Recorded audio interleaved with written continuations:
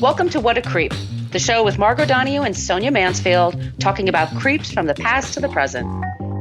This is your quick guide to the biggest creeps, jerks, assholes, and losers, the best of the worst. From two nice ladies who want the world to be a little less creepy.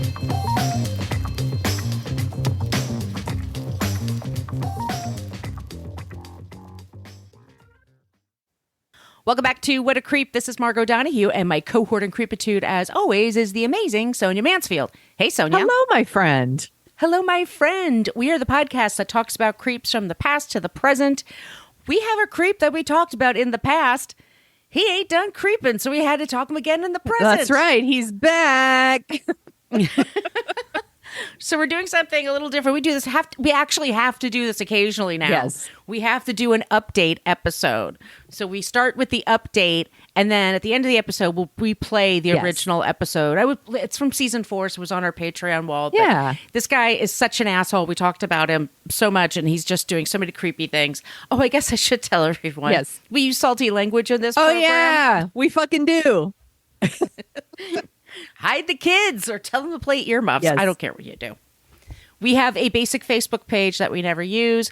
Really, we're more interactive in our private Facebook group. So you just type in What a Creep Podcast Group and ask to join. Try to answer the questions as best you can. Yes. Please say that you won't be a jerk when you walk in there. That's it. It's a nice place to hang out. We have today's non-creep, and we always end the show with a non-creep.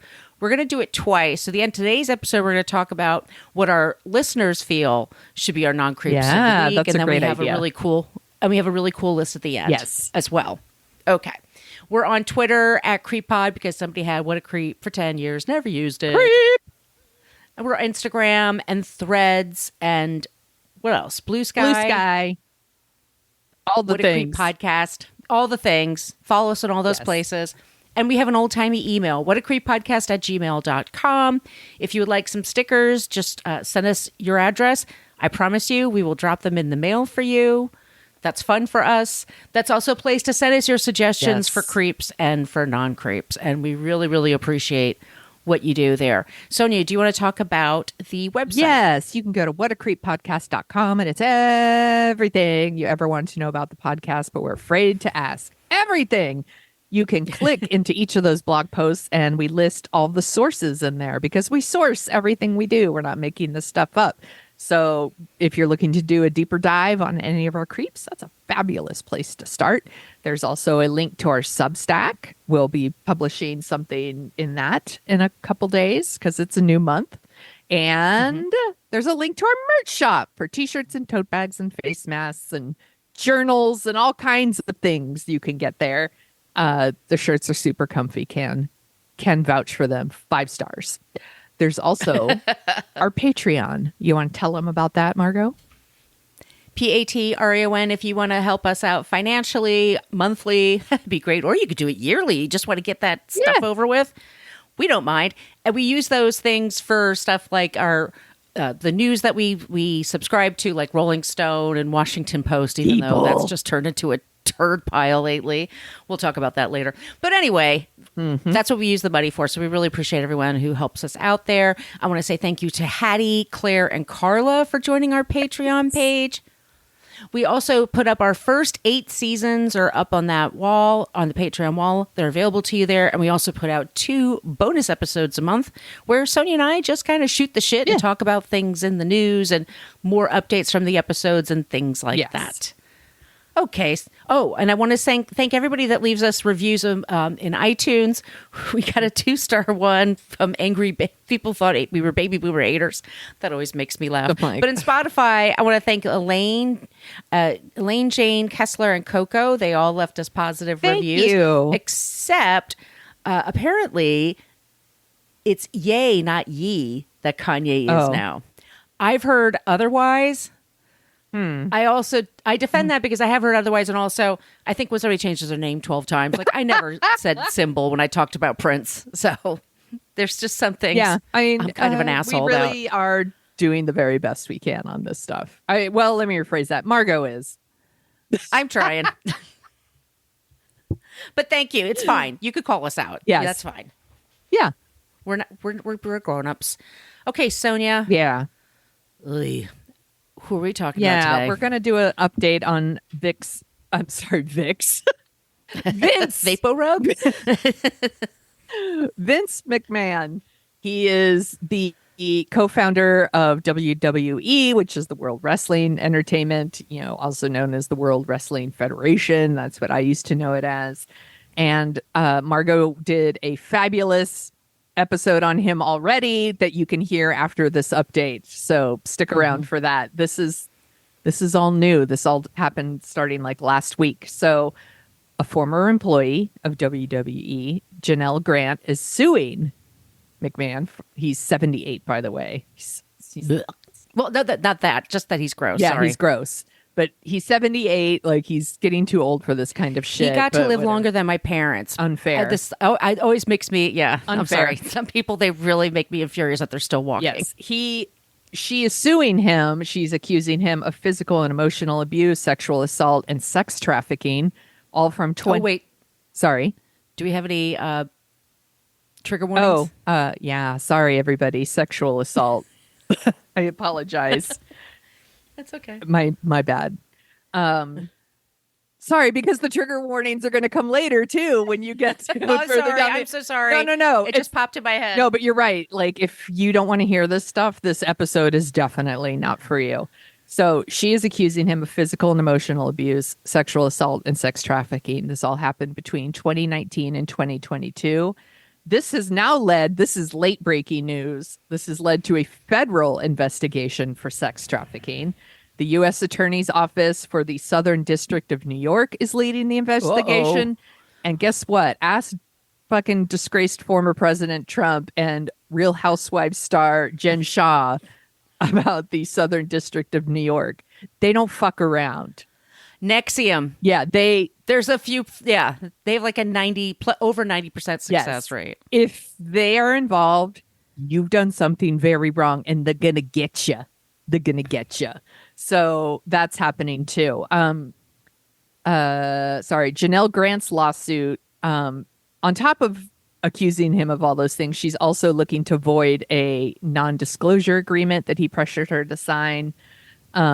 He pressured her to sign that, and in exchange for $3 million for not discussing their relationship, which he, of course, never paid because he's awesome.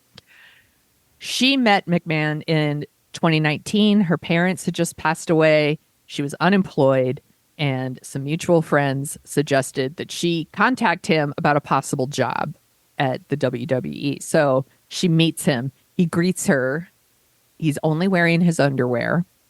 Ugh. So gross. And he probably asked for a fucking massage because these assholes always ask for massages. He promises to hire her with give her a good position and a high salary. But then he just offers her an entry-level position on the company's legal staff, but in exchange for sex. She has to sleep with him to get the job. When she starts working there, she's in the Stamford, Connecticut office. The abuse got way worse. Go ahead. Which I went by last year on my Christmas vacation when I went to Massachusetts, and I gave it the finger. Yeah, as you should, because fuck this guy. The abuse got worse. He took nude photos of her. He filmed them having sex. He showed the videos and photos to other employees. He used it to intimidate her to be quiet. She said that the relationship grew increasingly violent, that he pressured her into having sex with other people. This is where the sex trafficking comes in, including another executive who's also named as a co-defendant, and his name is John Laurinaitis. And she describes that at one point, McMahon and this other guy locked her in an office and took turns raping her, even when she begged them to stop. And they said some awful, awful things to her I linked. It's in the show notes if you want to read it. But they, a lot of no means yes and shit like that. They're awful. Now, John Laurinaitis, sure. His lawyer has confirmed that her lawsuit is accurate. But he insists that he's a victim too. I don't. He didn't want to do it. He said his lawyer, this is the statement, read the allegations, read the federal statute, power, control, employment, supervisory capacity, dictatorial sexual demands with repercussions if not met. Count how many times in the complaint McMahon exerts control over both of them. So he's arguing that he was also forced to do this. I don't know if I buy that, but interesting, though, that he's not denying it. Like, he's like, Right. yeah, these things happened, but I'm not to 'Cause blame. it's the Southern District of New Yeah. York. He's coming up with his defense. Yeah. So in 2022, McMahon told Grant that his wife has now learned about their relationship and he fired her. He pressured her to sign a non-disclosure agreement. He didn't pay her, obviously, because he's awesome. And around this time, this is the reason we did the episode we did before. There were all kinds of questions there was all kinds of sexual misconduct allegations going around. And the WWE did their own investigation. And they found that he had spent almost $15 million between 2006 and 2022 on payments to women who had accused him of sexual misconduct. And he recorded those things as business expenses. That committee that did the investigating, they never interviewed Grant. They never talked to her, like, according to the lawsuit. And she says that the whole investigation was a sham. Like, since she filed her lawsuit, now McMahon has resigned from the WWE board. He had already left the company, but he was on the board. Now he's left the board. He's denying it. He's saying that it's not true. Of course, he's saying that, but that he resigned out of respect for the WWE universe. Mm-hmm. Yeah, he's so respectful, y'all. So that's the update. This is where literally just today they announced the federal investigation. This guy's going down. He's going to get jail time for this, as he should, because fuck this guy. And when you listen to the rest of the episode, you're going to be like, yeah, fuck this guy. He sucks. Right. What a garbage person. Did you want to give the links? I did. Sorry. Yes, I put them in the show notes. It's Vice, New York Times, and ABC News. All right. Well, before we play the original episode, we asked our listeners who would join us in the Facebook group, like, who is your favorite non-creep? And from Jennifer, she has the Bellas, fought for women to be taken more seriously in wrestling. They say Brian Danielson is an environmentalist. Triple H seems to be trying to fix Vince McMahon's damage to the WWE. Uh-oh. Sami Zayn and the work he does for his charity, Sammy for Syria, and Titus O'Neil and his community work. Rebel, I wrote this stuff about Sammy for Wrestle Joy. Hope it helps. We'll put that link in the show notes. Thanks, Ree. Mick Foley, this is also from Jennifer M. Mick Foley now writes children's books. John Cena holds the record for the most Make-A-Wishes granted. He's pretty amazing doing that. And those things aren't nothing. Like, people are like, Make-A-Wish. No. Like, it's amazing what they do. He's flown to the Ukraine to help people. It's amazing. Finn Balor is a straight wrestler who wears a rainbow gear to raise awareness and piss off bigots. I love that. Seth Rollins roots for underdogs and does a lot of charity work. Captain Lou Albana. Oh, this is from Marissa, our friend Marissa. Captain Lou Albana, Cyndi Lauper, Rowdy. That's all I got. Lou Albana's brother was my driving instructor in high school. Amazing. By the way, Carl Albana. Mick Foley is number. This is from Binksy. Oh, Binksy.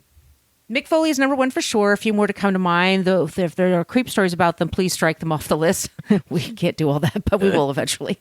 Millie McKenzie, one of the first women to highlight the speaking out abuse allegations in pro wrestling. All of the members of Best Friends stable at AEW, Mickie James, Hiroshi Tanahashi, Chris Nowinski, former pro wrestler, now neuroscientist researching concussions. Whoa, wow. Cool. Finn Balor, Renee Paquette, Don Hayes, and Denhausen. Carrie says CM Punk. He's also super hot too. Blata told us that China, such a smart, amazing person, was done wrong by the world of wrestling. Agree. Kevin, this is also from Blata. Kevin Von Erich, so much tragedy in one family, but he seems like such a great person. Oh, that's all covered in the Iron Claw movie. Oh man, yeah, that's a punch in the heart. Ooh. Annie, our friend Annie, Andre the Giant. We all remember him from The Princess Bride, and he apparently was a really sweet person. Rowdy Roddy Piper too, and she said, "I don't know anything about Glow for the awesome series with Allison Brie and Mark Maron, but maybe one of those women's is non-creep." I haven't heard anything creepy about any of them, so that's all sounds good to me. But those are our non-creeps for this particular update. That's a good list. We also have a whole list at the end. There's a whole lot of creepiness with this guy, so just kind of bear yourselves, but just to inform yourselves, because this guy's going to be... They're going to be talking about him a lot in the media. Yeah, in the months and years to come. Yeah, unless he takes a plea deal, this is going to drag out a little bit. So, yeah, just take care of yourselves. All right, everyone. Yes, and once again, all those places that we mentioned at the top of the show, you can send us your suggestions for creeps and for non-creeps. We love when you use the Annie Potts gift. We got one from Ghostbusters, or be clever and do something on your own. Once again, our email is whatacreeppodcast@gmail.com. Sonia, where can they find you, just in case? Yeah, you could find... It's not as current at the end. Assuming we don't have another earthquake here and the state slides into the ocean. We just had one. You could find me at thesoniashow.com and The Sonia Show on Twitter, Instagram, Blue Sky, TikTok, Threads, all the things. You could find me there. Where can people find you, Margot? I'm at Brooklyn Margot for TikTok, for Twitter, and for Blue Sky. That's right. Everything else, it's Brooklyn Fit Chick, and that's also my site, brooklynfitchick.com. All right, y'all. Thank you so much for listening, and now we're going to replay our episode about Vince McMahon.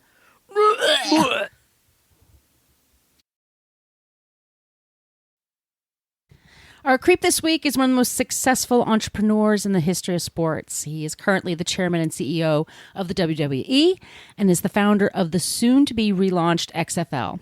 He is a billionaire with a great number of businesses under his belt. He is unique and one of the most recognizable CEOs in the media. He is also a total creep and asshole and one of the most despised people in the history of wrestling, which is really saying something. So let's begin at the beginning. Vincent Kennedy McMahon was born August 24th, 1945. And his whole family was in the wrestling business, his grandfather and his father.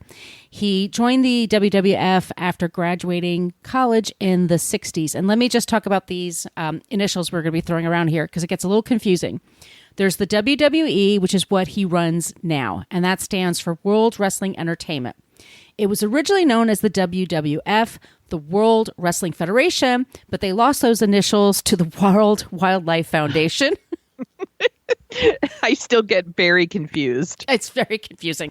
In the 80s and 90s, you heard quite a bit about the rivalry between WWF and the WCW, which is the World Champion Wrestling Organization that was run by Ted Turner. But they were bought out by the WWFs. So the McMahon family has basically a monopoly over wrestling right now, professional wrestling here in the States. Or do they? More on that later. So I'm not going to give you the entire history of wrestling or go into detail about all the major storylines over the years because we would literally be here all day. I'm just kind of giving a big overview about Vince McMahon. I keep saying Jim McMahon. He played for the Bears. So if I do that, please correct me. Vince McMahon. There is so much to say about him and the WWE. It's sort of like a very high-level view of the subject. So if you're an expert on wrestling, this may not be the most fun thing for you to listen to. I could be wrong, but we always have to give this one from another show that I work on called Book versus Movie. Every once in a while, we have to say, like, look, you guys, we're not experts on books or movies here. We're just kind of talking about it. So if you're writing your PhD thesis on this, you may not want to use us as your source. So, and if you're writing your PhD thesis on wrestling, you definitely don't want to use us as a source. No, we will drive you crazy. So here we go. Vince began as an announcer and worked in the smaller markets. I think up in Maine is where he basically started. And he gradually increased their TV syndication business into record high numbers. I will say this about Vince McMahon.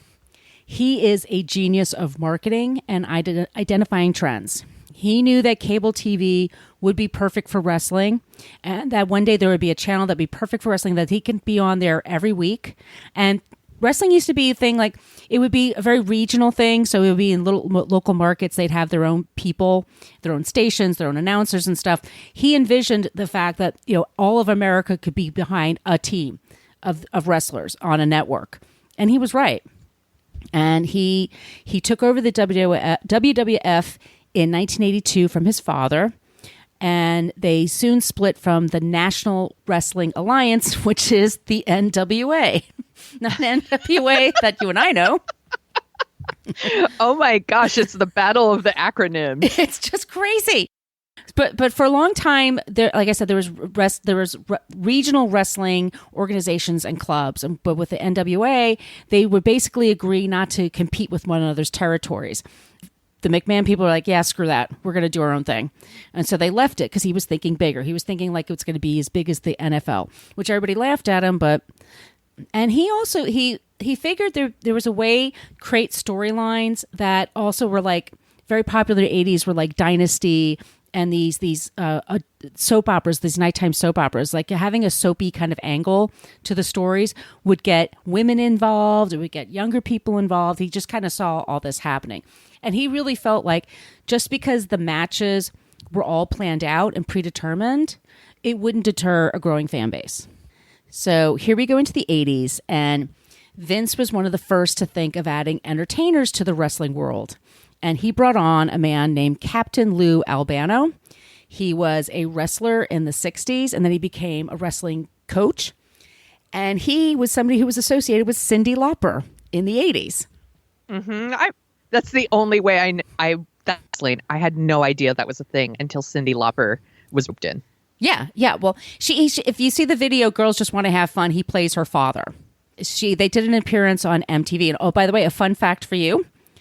Lou's brother, Carl Albano, he was my driver's ed instructor. Ah! That's my touch of greatness there. One of the biggest stars of the 80s was Hulk Hogan. The sport was just bringing in record numbers and pay-per-view specials. And Vince knew how to exploit the MTV audience and gain new fans. But after a while, MTV wanted to cut in the profits. And he just like, nope, bye. And he eventually went on to TNT, TBS, USA Network. Like all these networks were having these wrestling shows. And they really took off in the 90s. The WCW and the WWF had these competing shows on Monday night. It's called the Monday Night Wars. And the wrestlers, like, they hated each other, and they would go from one team to the other team. It was unbelievable. And if you look at the numbers for this time, it was just incredible. Vince also guessed that in the 90s, with the grunge and the hip-hop era, that storylines needed to be darker and weirder and sexier to attract the new generation of fans. So he went from being an occasional announcer to a full-on character as the asshole boss, Mr. McMahon. So he was this heightened version of himself. He had a long-standing feud with a bunch of his stars, including Stone Cold Steve Austin. It was popular. I mean, he would show up and just act like a total dick, and people crash like their metal trays on his head, or there's all kinds of things, but he's a total douchebag, but he's playing into it. So you don't know how much is real or whatever. It's based on reality. It has to be. In 1999, the WWF became a public offering, made them very rich. He's a billionaire, by the way. In 2000, he launched the XFL, and that was going to be a professional football league that would combine the athletics of the competition of the sport with reality TV tropes. So he wanted to throw in there such things that players having affairs with the cheerleaders and then talking about that on the sidelines. And oh, geez. Yeah. And go ahead. I was just going to ask, is it also like more extreme in that there's more physical danger to it? Or is it more staged like wrestling? They were supposed to be games, real games, not staged. Okay. That's a really good question. It got big review. It came out in the spring, which is like when people are like, "Oh, I miss football because I've got all this baseball." I don't know. But they launched it in the spring and they got great ratings the first couple of weeks and then they just tanked. And so by the end of the season, they just folded up the whole thing. In 2001, he bought the WCW from Ted Turner. Basically, he is essentially the most powerful player in the world of professional wrestling. He is also one of the most reviled people in sports, who is openly called an asshole by the likes of John Oliver, who had a scorching segment about wrestling this past year, in 2019, on Last Week Tonight. And once again, that's included in the show notes. And the segment was so powerful that the WWF and McMahon are still dealing with it PR-wise. They want to know... And it made people want to look into why he's such a jerk. And that's the episode that inspired me to do this episode. Because I saw that, I'm like, we have to talk about this. I have to have a podcast, and then I have to talk about it. And basically, that's what I did. So here we go. For me, it boils down to three different things. It's the way he treats women, it's the way he treats his family, and it's the way he treats his players. Okay. His athletes, his employees, he doesn't call them employees, his contractors is what he called them. But here we go. So his reputation with women. These days, you can see quite a few badass women in wrestling who are not being exploited for their sexuality or just to be the object of affection for the males, to like wrestlers to toss around depending on the storyline that week. But we will talk about that at the end, the current state of women in wrestling. But here are some of Vince's biggest hits for women. As Mr. McMahon, Vince would strut around on camera and openly flirt and harass women. He expected tongue kisses, lap dances, and love scenes with barely visible consent going on. By the way, he has been married to his wife Linda for decades, and they have 2 kids, Shane and Stephanie, and everyone either currently has or has in the past worked with the WWF. Stacy Keibler, I know her from Dancing with the Stars. My parents, they love that show. I remember when she was dating George Clooney. And there is that. Uh-huh. She's 5'11" and like all legs. And super, super pretty. She was at the WCW and then they brought her on to the WWE. And she wasn't exactly a wrestler, but like I said, long legs, really pretty. Vince McMahon fell for her right away. So one of the big storylines he has was that Mr. McMahon's sitting in the center ring and he invites her to come into the ring and then give him a lap dance. When she was on the WCW, she was known as Miss Hancock. And when they brought her to the WWE, McMahon made her audition to be his new assistant. And so the lap dance, which was not necessary at all to the plot or anything, but he just made her do it because he knew it would never happen in his real life. But that's one of the things he did. Trish Stratus. I'm sorry, that name. Trish Stratus. Trish was famous in the WWF universe playing a trainer / valet to major players before she started seeing ring time. Women used to have to do that before they would actually be able to go into the ring. Like they had to be okay with the audience had to be okay with them. It was the whole stupid thing. So Vince created a storyline that they were having an affair while his wife was being institutionalized for asking him for a divorce. This is true. Oh my God. Anyway, this angered his daughter, Stephanie. They started fighting in the ring, Stephanie versus Trish Stratus. And the storyline continues where they fight over the next few weeks. And in the end, Stephanie dumps slop. That's all the word I have for it, slop, on Stratus in the ring. And she's on the floor, covered in slop. And Vince McMahon comes over to her and says that he's dumping her because now she bores him. Oh my God. She comes back a week later. He makes her character strip down to her underwear and crawl on her hands and knees and bark like a dog to impress him. This is disgusting. This is just to appeal to like the grossest male demographic. Yeah. It's so nasty. There are several lawsuits from women who worked for the WWE and had to deal with demeaning conditions. There are lots of stories about him just being gross on camera with women. Also, he's really just not that interested in women in wrestling if they're not super hot. These days, the audience is demanding better treatment for women in the industry, but he has been very, very slow with that. Another woman who was a pioneer in wrestling and worked at the WWF was a woman named Rita Chatterton. She was the first to be a referee in the WWF and possibly in wrestling history. Excuse me, first woman to referee. She was there from 1984 to 1986. In 1992, she went on Geraldo Rivera's show, Now It Can Be Told, and said she was sexually assaulted by Vince in his limo in 86. After she refused to give him oral sex, she said he raped her.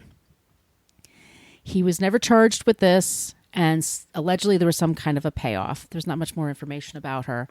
There's another one here where in 2006, there was a tanning salon worker who claims he sexually harassed her at the salon in Miami. The police investigated, but they did not press charges. Another storyline he tried, a woman was playing dead in her coffin. When a wrestler is weeping over her, it's an open casket. He decides he misses her so much that he needs one more time with her and proceeds to start to take her clothes off and then climb into the coffin. Oh my, what? That's entertainment to people? Ew. I know. So this is Vince. Yuck. Yeah, it's gross. So this is Vince with his family. He had his daughter Stephanie appear in a storyline where he had her walk into the ring and then be sexually harassed by wrestlers. This is actually several times. She had somebody wrote in one of the blogs I read, like, she was harassed more than like one season of Special Victims Unit. Like, it's like all the time. Oh my God. It's like Law and Order's SVU. Like, that's what she had to deal with. She's been stripped. She had to strip in the ring. She's been tackled and then forcefully kissed by her male opponents in the ring.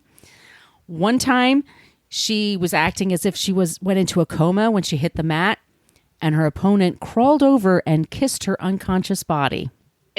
He lets this kind of thing go on with his daughter? His daughter. Okay. In 2003, he created a wrestling match where he competed against his daughter. Let me repeat that. For 10 minutes, he wrestled his daughter on TV and in front of a huge crowd. And it only ended when his wife threw the towel into the ring. There's a 2006 documentary about Vince McMahon, and there's a scene where he's talking to his daughter who's pregnant. And he thinks it would be an amazing storyline if he was the father of her baby. Ew! What? Ugh. And then she says no. And then he asks her, well, can it be your brother instead? Can he be the father? And she says, no, that's not okay. Eventually, he did have an incest storyline going on with other characters, but it didn't go over very well. I imagine that. I get it, right? As I said, he's been with his wife, Linda, for decades, since the 60s. She used to work for the WWF, but is now more involved in politics. And for one of the storylines, he had Linda appear to be in a coma, and he would make out with a stream of potential WWE divas, and like with her laying nearby. And if she's bothered by his antics, she's never said anything. And then lastly, on top of everything, he's bad with women. He's bad with his family. He's also just a really shitty boss. The WWE has over 800 employees as of right now. Very few of them are actually in the ring, as the WWE never hires wrestlers. Instead, they're all contractors who exclusively work for the WWE but have no health insurance or family leave or any of the things one has when they're employed by a company. There is no union, and they have no bargaining power because there really isn't that much competition. They can't work for anyone else, they have no control of their schedules, and they don't get any benefits. Some stars... Holy shit. Yeah. It's really, really bad. The World Wrestling Entertainment doesn't hire wrestlers. They just have contractors. That's how they look at them. They get a yearly physical. They get, like, if you have drug or alcohol issues, they have like programs for that. And they'll test your head functions, your brain functions. But other than that, you're responsible for all your own health care. If you break your arm in the ring and there's video of it, they will pay for that, to be fixed. But if you are out more than 6 weeks with an injury, they fire you. Some people become huge. That's insane. Would you? I wouldn't keep that job. Somebody else. This is ridiculous. Yeah. And some people become huge stars and they command big salaries. More often than not, they work tirelessly and they have to pay for the consequences of this kind of living. The wrestling industry makes a ton of money and is one of those highly prized events, being WrestleMania. WrestleMania makes more money than the World Series. That's how much money is out there. But the Holy shit. yeah, I didn't know that. yeah, yeah. It's in the top 10. It's like it's number 6, and the World Series is number 9. These are American events, by the way. Many wrestlers have issues with substance abuse due to pain pill addiction, or they have issues from taking steroids. My point being that they have a very high, remarkably high death rate. A lot of wrestlers tend to die in their 40s, 50s, and not well up into their 60s. Just like football players. But here's the thing. The NFL finally has a union. So you can complain to your union if something's wrong. They also have what's called a legacy fund. So for older players that need help, there's a fund for that. Right. They do not have that in wrestling. Once you're done, they just leave you to your own devices and you're just dropped. And Bret Hart is a very famous former wrestler, and he talks about how Vince McMahon treats them like they're circus animals. You know, he just drops them when he's done with them and doesn't think twice about it. His brother Owen Hart was killed during a performance when he fell 78 feet from the ceiling into the ring. He was supposed to be, he was supposed to be lowered into the ring, and something went wrong, and he fell to his death. And the family settled with an $18 million suit against the WWE. But most wrestlers, if you have to prove that you got, like I said, you have to prove that you got hurt during the match, or they won't help you with anything. There's a lot of fear among players about getting injured. People will work with injuries because they have no other source of income. And then they get hooked on pain medication, and then the cycle of abuse begins. In 1997, one of his wrestlers, Brian Pillman, he died of a heart condition at the age of 35. And it was just one of those previously undiagnosed conditions, but he'd also been known for having trouble with drugs and alcohol. And Vince McMahon was worried his death would look bad for the WWE, so he had the bright idea that he would, the very next day, he set up a live interview with the man's widow from her home. And she looks completely shell-shocked. And it's just a weird juxtaposition because Jim McMahon's in the crowd and he's just talking to this woman who's sitting on her couch, like trying to figure out what she's going to do with her life. It was a big black eye. That's so awful and shitty and skeevy and whoa. Yeah. Like this, how will your husband's death affect? What a creep. Well, he asked her, what do you think you're going to do? And she just says, I don't know, Vince. Like, what is she? Yeah, exactly. Yeah, he's such a creep. I was Dude, he just died. He just died. Don't you have a figured plan? It's been like 24 hours. Have you figured out a plan yet? An asshole. And I was just saying, like, what if you have back issues or just motor skills issues due to being hurt in the ring for several years? Once again, if you can't pick that exact match that it happened, they don't take care of you. So a lot of these guys wind up going on GoFundMe so that they ask their fans to help pay for their medical issues. And there's a guy there, Jake the Snake Roberts. I knew who he was. I mean, I never watched wrestling, but I've heard of this guy. He couldn't afford $7,000 for surgery. He had to go to GoFundMe for that. It's insane. GoFundMe is not a substitute for like a proper healthcare system. Right. We are failing people, and he is failing these people are his employees. He wants to pretend they're contractors, but they're not. They're his employees. And this is his workaround to get out of pain, benefits and vacation time and maternity leaves and paternity leaves and things like that. He's an asshole. He's a serious fucking creep that only cares about the bottom line. Yeah, exactly. Well, and I have in my notes, like there's no old folks home for wrestlers. They have them for actors in some other places, but there's none of that for them. There is no healthcare plan to take care of these people who are not technically employees. And by the way, these people, your contractors, are the only reasons why your fans show up. It's not for you. It's for these people. So take care of these people. With you, if you're worth $3 billion, you could be Batman. You could solve problems like that. You know what I mean? And he doesn't do it. No, of course he doesn't. Yeah. They reject these claims. They say that the fact that they offer one free physical a year, a brain function test, and help with substance abuse, that they're doing their job. And I just say, seriously, fuck these guys. Yeah, seriously, fuck these guys. Here are other occasions of why he's a creep. As Mr. McMahon, there's video of him. He just drops the N-word as a supposed joke. That's hilarious. Isn't it, though? I'm racist. In the 90s, he put together a black power gang. I have that in air quotes. And it was called the Nation of Dominance. And in their subtle way, they would shout out to opponents to kiss their black asses. A young wrestler named Rocky Maivia hated the racial overtones and quit the group after a few months. He later on became The Rock. Oh my gosh. Yes. Oh, here's another thing Vince has. You're going to love this. Ready? He has a thing called the Kiss My Ass Club. This is where Vince brings players into the former athletes, former contractors, or whatever you want to call them, into the ring. He drops his pants and he makes them kiss his ass. His bare ass. Fuck that. Has The Rock done this? The Rock doesn't need to do this. He's got Fast and Furious money.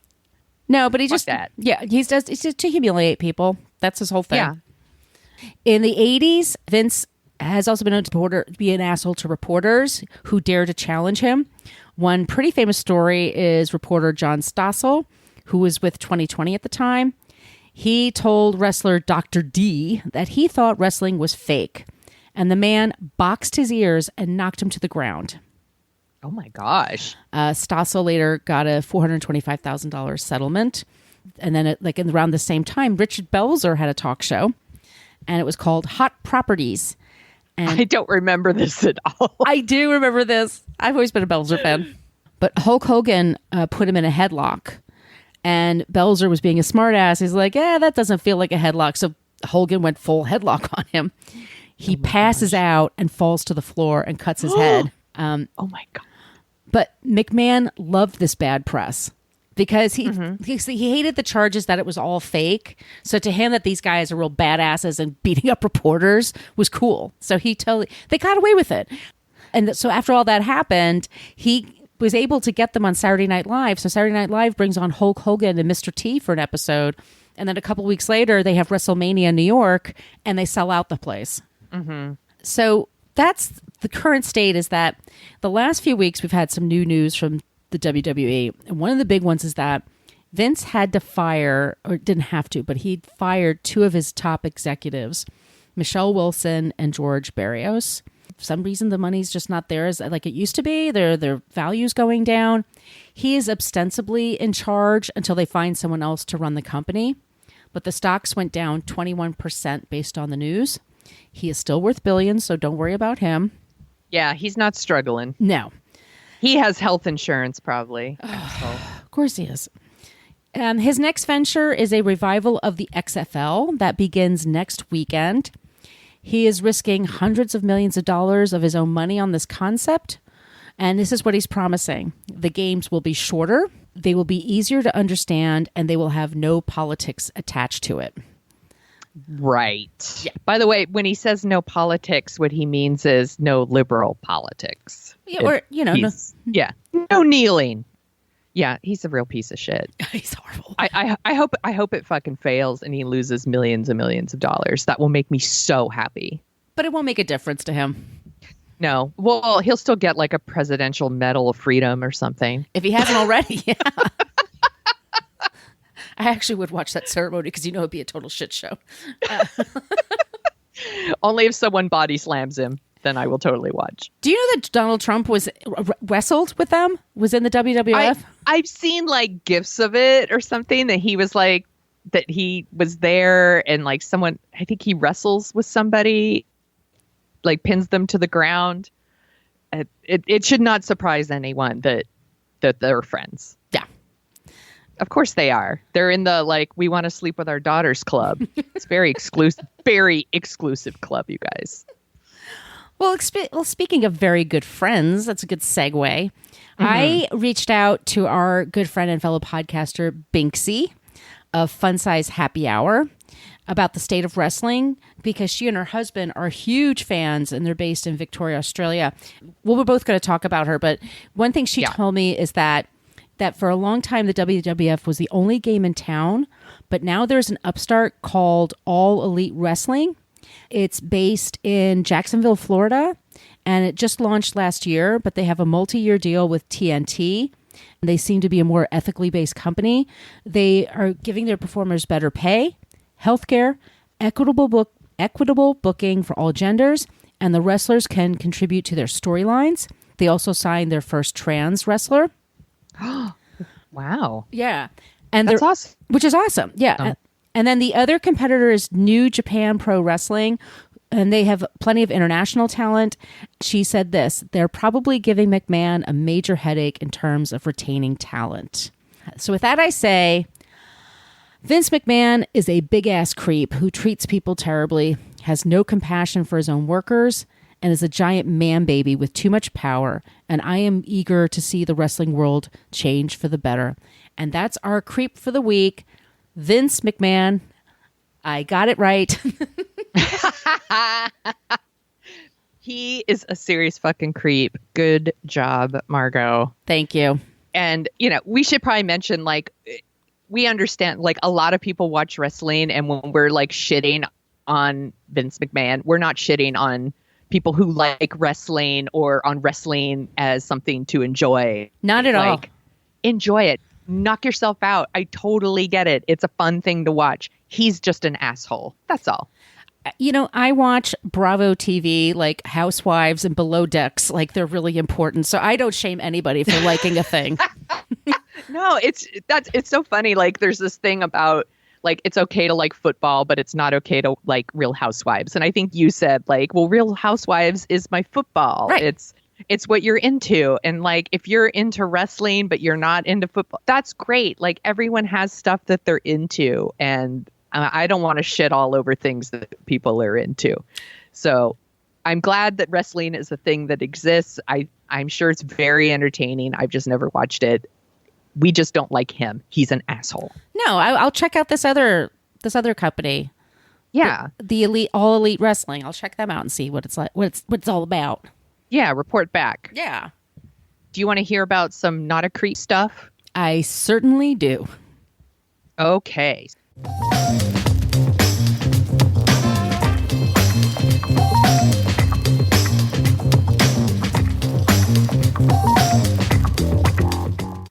Our friend Binksy, who you already mentioned, is a wrestling super fan. And she sent us, I should say, a couple of really good wrestling organizations that are run by women. And I thought that would be really good too. So our Not a Creep isn't really a person. It's a couple of other groups. So the first one is called Shimmer Wrestling, and it's based in Chicago. And it's co-founded by a former pro wrestler named Allison Danger. I believe that was her wrestling name. Although if that was her real name, that would be amazing. And she went into the right career. No, her real name is Kathy Allison Carino. And so she co-founded it in 2005. And their mission is to give female wrestlers a competitive, non-objectifying platform to show their skills. And Binksy says that they've been the launching ground for a lot of different female wrestlers that have gone on to wrestle for the WWE and the AEW, Ring of Honor, and a whole bunch of other promotions. And I went to their website, and their performances are also family friendly. So I think it's really awesome that you could go to these events and you could bring your kids. So it's something the family could do together. Maybe you could do that with WWE, but I know I wouldn't want to bring my kid to an event where a man undresses a lady and gets in a coffin with her. That's just my preference. That's just my thing. But hey, you do you. If you want to bring your kid to a wrestling event where, they make a woman give an old man a lap dance, that's fine. Enjoy yourself. I'd be more apt to bring my kid to this one. Okay, so there's also another one called Pro Wrestling Eve. It's like Eve, and then there's like a dash, and it says Right Girls of Wrestling, which was co-founded by this married couple, Ann and Emily Reed. And this is just another one of those. They wanted to showcase women's professional wrestling. They had a daughter. They want to give her like good role models. I really like the organization's tagline. It's punk, feminist, empowered women superheroes come to life. Nice. Yeah. And so they give female wrestlers this really awesome platform, but they also do a lot of fundraising for like homeless shelters and groups that help people who are having like need mental support. And then there's a rape crisis center. And then there's this one group called Bloody Good Period, which just made me laugh. Sorry, I'm a child. And the description says, Bloody Good Period aims to create a sustainable flow, pun intended, of sanitary protection for those who can't afford to buy them. That's awesome. I like puns. So those are two organizations that support female wrestling, and they're not creepy. So, and thank you, Binksy, for pointing these and for sending these my way. Thank you so much. So, yes, that's the show today. Thank you for listening to us talk about creeps. You can follow us at What a Creep Podcast on Facebook, Twitter, and Instagram. But don't follow us too closely. You can email us your creepy stories at whatacreeppodcast@gmail.com. But please keep your dick pics to yourself.